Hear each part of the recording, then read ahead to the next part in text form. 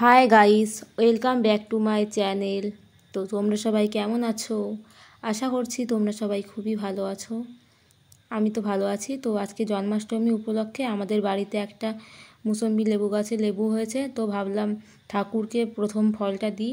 তো তার জন্য আমি গাছের থেকে একটা লেবু তুলেছিলাম। তো লেবু তোলার ভিডিওটা তোমাদের দেখানো হয়নি, নেক্সট টাইম দেখিয়ে দেবো।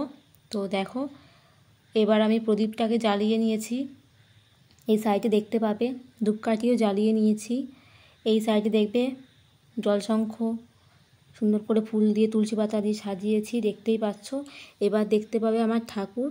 তো এই দেখো মার সরস্বতী ঠাকুর, এই পাশে দেখবে সিদ্ধিদাতা গণেশ, এই পাশে দেখবে হলো রাধাকৃষ্ণ।